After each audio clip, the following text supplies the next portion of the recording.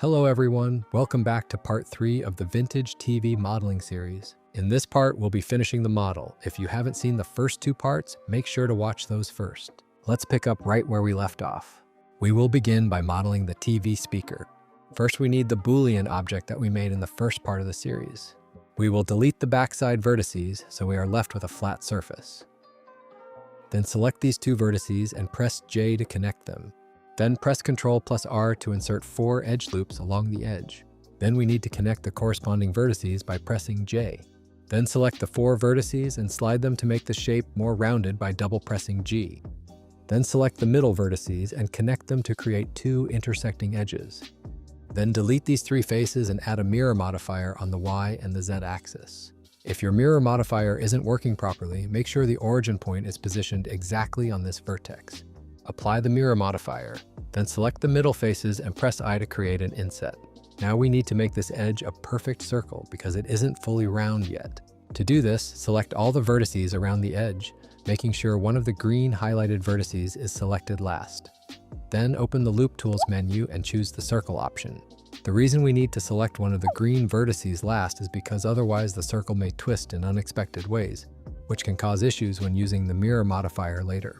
Then select the inside faces and press I to inset them. Then select this loop and extrude it outwards. Then select this edge and double tap G to slide it inward a little. Then do the same to the other edge. Select the inside faces, inset them, and delete the n-gons. Now we need to create these circular details, but we don't have enough vertices yet. Each circle requires at least 4 faces, and since we need 3 of them, we'll have to add more geometry. To add more geometry, we will add the subdivision modifier. The subdivision modifier is smoothing out our mesh, and that's not what we want. We want more geometry without affecting the shape of the mesh. So to fix the smoothing, we will add creases to these edges by pressing Shift plus E, then type 1 and hit Enter. Now we can apply the subdivision modifier to get more geometry. Then we can delete the rest of the faces, so we are left only with a quarter of the circle. We will use the mirror modifier to make it a full circle later. Select these faces, press I to inset them, then use the Loop Tools menu and choose the Circle option. Then extrude the faces and scale them inward. Then inset and extrude inside. Then select the outer edges and extrude them back to add thickness. Select the hard edges and bevel with the correct bevel properties. We have 2 n-gons here. To fix them, connect these 2 vertices by pressing J. Then add a mirror modifier on the Y and the Z axis. Then add a subdivision modifier. The shape is finished. Now we will work on creating the mesh for the speaker. We will do this by creating a circle with 6 vertices. Then inset the circle by pressing I and delete the middle face. Then add 2 array modifiers to the mesh. Set the first one to offset along the x-axis by 1. For the second, adjust both the x and y offsets. Keep in mind that your values may differ from mine. The key is to make sure the vertices where the circles meet are touching. Then increase the count in the second array modifier and apply them both. After applying the modifiers, be sure to select everything by pressing A and merge everything by distance by pressing M. Then simply repeat this process until you have a big grid of this detail. Then select everything and extrude it to give it some thickness. Then go into Edge Select mode, press F3 and search for the Select Sharp Edges option. Then in the Select Sharp Edges Properties panel, increase the angle to 70 degrees. Then press Ctrl B to bevel the edges. Now place the grid over your model and scale it down so the circles are a bit smaller. Then select the unnecessary faces and delete them. The speaker is finished. Now we will work on the front details. Let's start with the screen. Add a plane. In edit mode, select everything, right-click and subdivide it 3 times. Now enable proportional editing and select the sphere option. Then select the middle vertex and pull it out to make the screen rounder. Then simply place the screen inside the TV. Now we will work on the control panel. Go into edit mode and disable the subdivision modifier. Then select these faces and inset them. Make more space for the newly created faces by double tapping G to slide the vertices. Then select these faces and run a Loop Tools circle operation. Then scale each circle so it goes from smallest to biggest. Then relax the geometry by sliding the vertices. Then select the circles, right-click and subdivide. Then run a Loop Tools operation on the circles to make them round again. Subdividing the geometry created a lot of n-gons. We will have to fix them. Connect these vertices by pressing J. Then to fix the triangles, add edge loops by pressing Ctrl R. Then double tap G to slide the vertices around and relax the geometry. Now select these faces and extrude them out. Do the same to these faces. Select the edges that need to be sharp and bevel them with the correct bevel properties.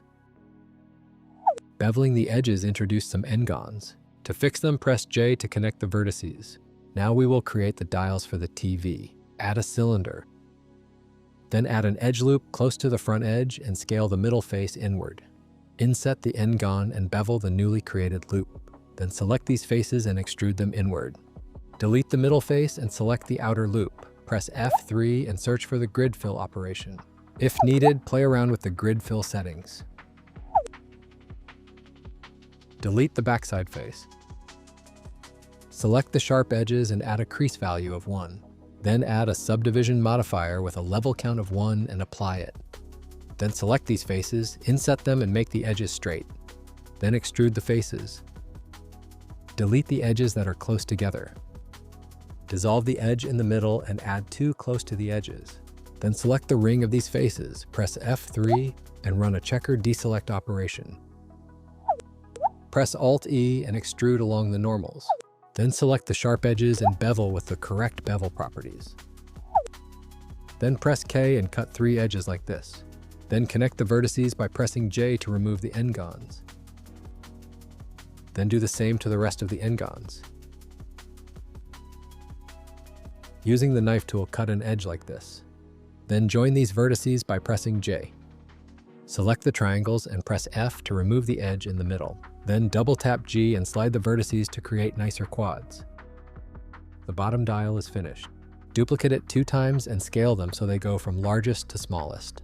Then rotate them so they are not so perfectly organized. Now for the bigger dials.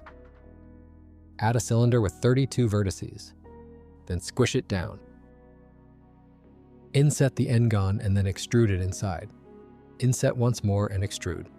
Then select the n-gon, press F3 and run the grid fill operation. Double tap G to slide these edges and make them straight. Then add an edge loop here. Select these faces and delete them. Then select these vertices and press F to create a face. Do the same to these vertices. Add 7 edges on the faces we just created because there are 7 vertices here. Select these edges and run a grid fill operation. The same thing is done to the other side. Inset the back face and extrude it out, then delete the n-gon. Add another edge loop here and then select all the sharp edges. Bevel them with the correct bevel properties. Then select these vertices and join them to create quads. The same thing is done on the other side. Add a cube and scale it into a rectangular shape. Then select the sharp edges and bevel. Scale it down and place it on your model. Duplicate the mesh and place it next to each other. Rotate them so they are not so perfect. Now we will create the handle. Add a cube and scale it down. Scale it on the Z and Y axis to get a rectangular shape. Then add 9 edges horizontally, and add 2 edges on the sides like this. Select these faces and extrude them. Scale them inward a little. Add a loop in the middle. Select these faces and delete them. Do the same on the other side. Select the sharp edges and bevel with the correct bevel properties. Then select these vertices and join them to remove the n-gons. Hide the object. Add a Bezier curve and shape it into the handle shape. Unhide the object and place it on the curve. Add an array modifier and increase the array count. Then add a curve modifier and select the target to be the Bezier curve. Increase the array count and move the mesh on the x-axis. Apply both modifiers. Then select these edges, press F3 and search for the grid fill operation. The same thing is done on the other side. Apply all modifiers, select everything and merge by distance. Place the handle on the model. Then scale the handle on the x-axis. Add a cube and deform it into a triangle shape. Bevel the sharp edges. Place it here and duplicate it onto the other side. Add a cube and scale it between the 2 blocks. Bevel the sharp edges. Add a cube and place it in the corner of the TV. Bevel the sharp edges. Bevel the sharp edges and add edge loops like this. Inset the top faces and using the Loop Tools menu, create a circle. Extrude the circle down, select the sharp edges and bevel. Select these faces, duplicate them and extrude up. Straighten the edges. Add a loop in the middle. Select these faces and delete them. Create a face here and add 2 loops in the middle to fill the holes. Add 2 loops like this, then select the sharp edges and bevel with the correct bevel properties. Then to fix the n-gons, connect the vertices. Do the same on the other side. Now add a cube and scale it like this. Then add a cylinder.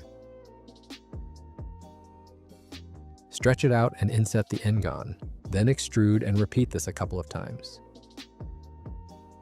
Extrude once more, select these faces, press Alt-E and extrude along the normal. Then select all the sharp edges and bevel. Add a subdivision modifier to all of the meshes. And that's it, the model is complete. I hope you enjoyed this series. Let me know in the comments what you'd like to see next, and I'll see you in the next one. Goodbye.